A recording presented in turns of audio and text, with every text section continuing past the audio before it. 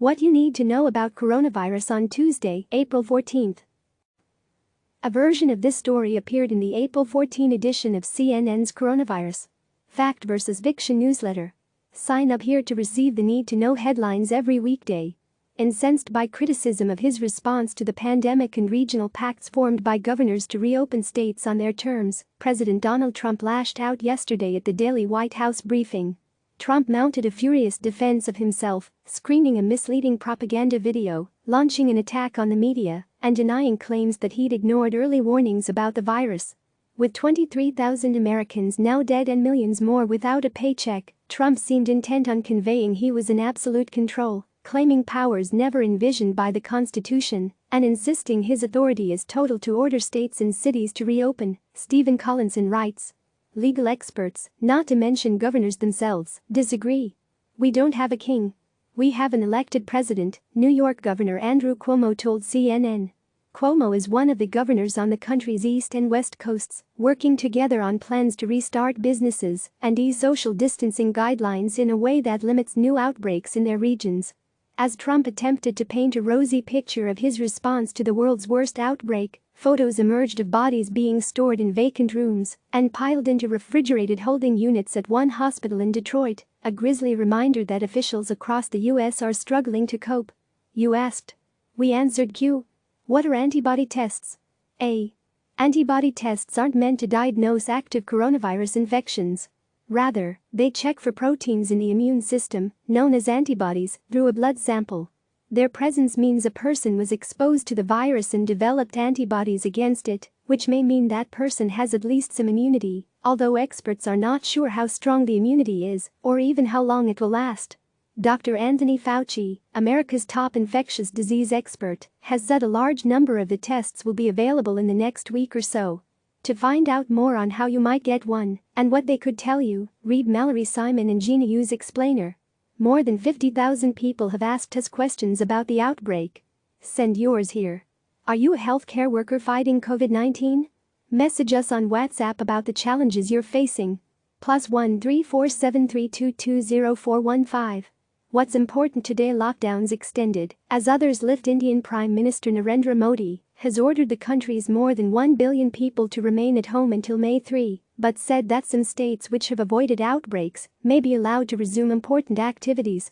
French President Emmanuel Macron last night announced plans to begin easing the country's lockdown in 4 weeks' time, from May 11.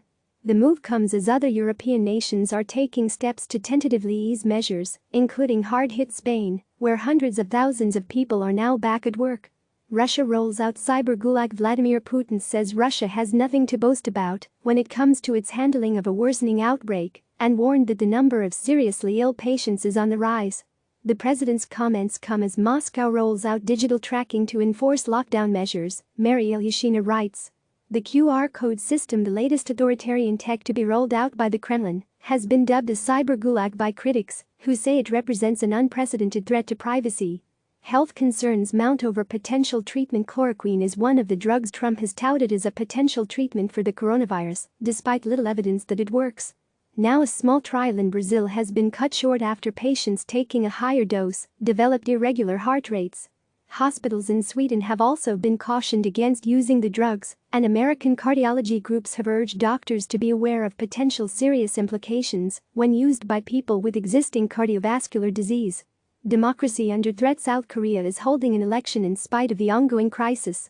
At least 47 other countries have postponed theirs, while some, like the US and New Zealand, are still deciding whether to proceed with scheduled votes.